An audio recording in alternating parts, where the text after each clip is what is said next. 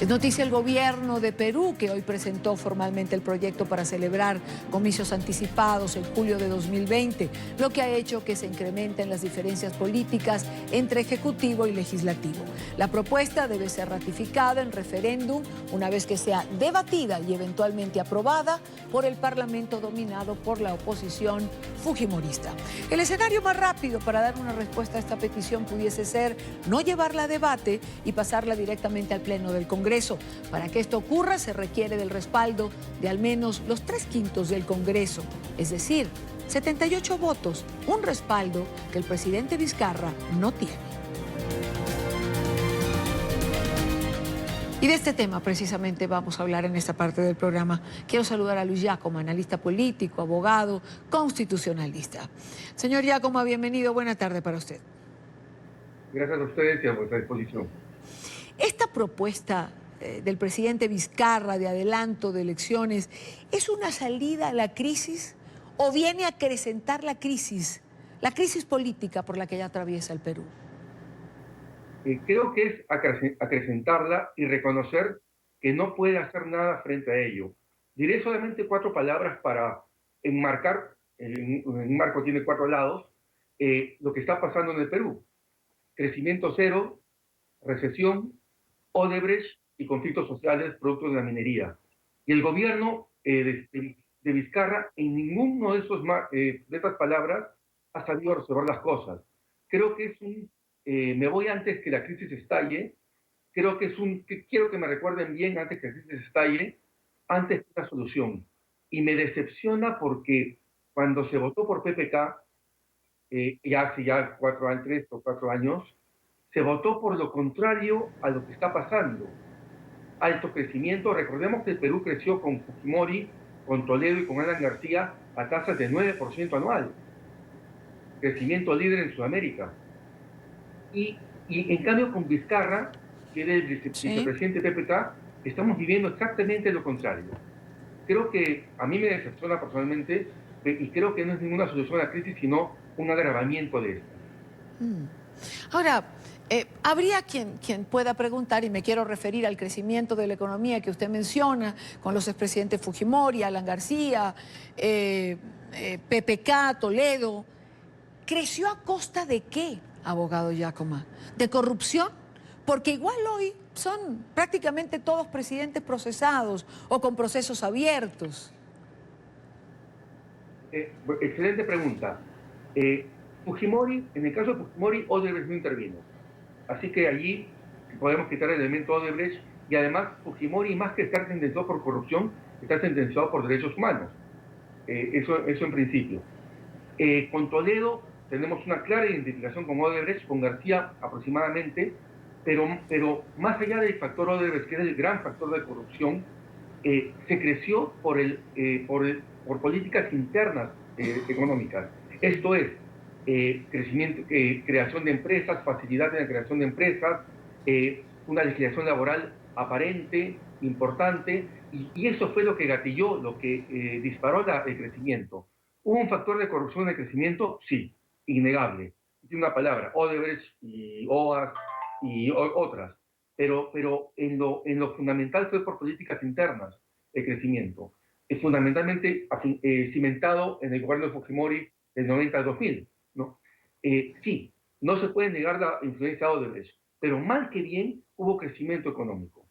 Y recordemos que con el difunto Alan García se creció 9% en un año, lo cual era un récord casi mundial. Solamente China aventajaba este crecimiento. Es lo que te puedo decir desde un punto de vista económico. Una parte fue la corrupción de Odebrecht, sí, pero la otra parte fueron políticas internas muy bien aplicadas. Ahora, si esta es la coyuntura, si el gobierno del presidente Vizcarra no ha estado a la altura de la circunstancia, que es lo que usted señala, ¿no sería una oportunidad para que el Perú se enrumbara políticamente, escogiendo nuevas autoridades en el legislativo, nuevo presidente que tomara las riendas del país? Sí, sí, pero hay que tener en cuenta las cosas que trajo Vizcarra. Por ejemplo, la casi eliminación de la inmunidad parlamentaria. El parlamentario que asuma a partir del año 2021 o 2020, en este caso, no va a ser un parlamentario que tenga inmunidad. Y eso es Sí. peligroso, porque no va a poder investigar. Eso en principio. Vamos a tener multiplicidad de partidos políticos. A raíz del referéndum pasado de Vizcarra, se abre la puerta para que tengamos 50 o 60 o 70 partidos políticos porque han bajado las exigencias para formar uno de ellos. Me explico. Si antes eran necesarios 600.000 firmas, ahora con 2.500 firmas bastan. Y con una reunión plenaria. Si se hubiese mantenido el marco político constitucional antes de Vizcarra, vuestra observación estaría bien enmarcada. Pero con los cambios que han habido, más bien lo que se anticipa es una proliferación de partidos políticos. Si antes si en la última elección fueron 18, ahora pueden ser fácilmente 30. Y quiero observar algo. Los países que tienen desarrollo económico, potencias mundiales, Inglaterra, Estados Unidos, Alemania, que tiene 5 partidos políticos, Chile, que tiene 4 o 5, son democracias de pocos partidos políticos. En cambio, en el Perú teníamos 18 y ahora con la nueva legislación podemos tener 20, 25, 40. ¿No? Creo que Vizcarra ha sido nefasto, no solo en el aspecto económico, ya hemos hablado de eso, sino en el aspecto institucional, destruyendo una constitución que, mal que bien, servía y era útil. Ahora, pasemos al referéndum.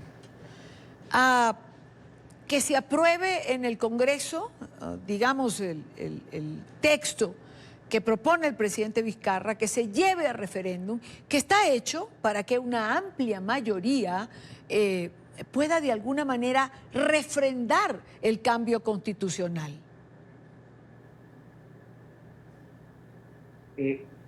Los congresos, en teoría constitucional, los congresos son el poder constituyente y el poder constituido. Me explico, cuando un congreso hace una asamblea constituyente, es un congreso constituyente, poder constituyente. Cuando esta constitución es promulgada, ese congreso es poder constituido. Y cuando se quiere hacer un cambio constitucional, se acude ¿a quién? Al órgano competente, que es el Congreso, que se transforma en Congreso Constituyente si cabe una reforma constitucional. Yo no sería tan permisivo de dejar un cambio constitucional a la muchedumbre, a una masa, que puede tener legitimidad o no. Más bien, la legitimidad o no está en el Congreso de la República. Y creo que la forma ortodoxa de cambiar una constitución es cambiándola, presentando una propuesta al Congreso de la República para que la cambie, no mediante un referéndum, que sustrae al Congreso de sus funciones constituyentes. Ese es al menos lo que dicta la teoría constitucional clásica. Gobiernos de muchedumbre siempre son perjudiciales por las razones que ya he explicado, ¿no? Bueno, a ver, abogado, yo pudiera entenderle, ¿no? Pero del otro lado está el que piensa que el Congreso tiene facultad para modificar el texto, pero que siempre debe ser sometido al voto popular.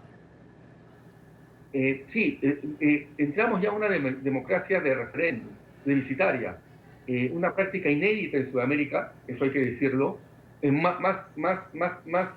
en Suiza, pero hay diferencias entre la institucionalidad suiza y la institucionalidad, al menos Perú, ¿no? Y ese es mi temor, ¿no? Ahora, abogado, constitucionalmente, de ser aprobado este adelanto de elecciones, hay constitucionalistas que señalan que el presidente Vizcarra y el vicepresidente tendrían que renunciar. Asumiría la presidencia el presidente del Congreso y convocaría entonces a elecciones generales.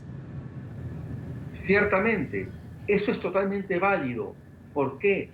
Porque aquí tenemos 2 artículos de la Constitución que voy a explicar muy rápidamente, el 112 y el 115. El 112 dice que el mandato dura 5 años, así de simple. Sí. Y el 115 le da al presidente la facultad de convocar elecciones, en el entendido que pasan los 5 años, no en el entendido que pasan 4. Desde allí, esas tesis de esos constitucionalistas son válidas. Para hacer un cambio real, tendría que renunciar Vizcarra y su vicepresidencia y el presidente del Congreso convocar elecciones no en un año, porque no puede formar gobierno paralelo, sino en 3 o 6 meses, ¿no? Coincido con esas tesis, ¿no? Y demuestra una vez más la poca seriedad, el escaso asesoramiento que tiene Vizcarra en esta cuestión. Bueno, esto es Noticia en Desarrollo. Abogado, gracias por habernos acompañado, como siempre. Luis Giacomo, analista político y abogado constitucionalista. Gracias por estos minutos. A ustedes, muchísimas gracias por su atención.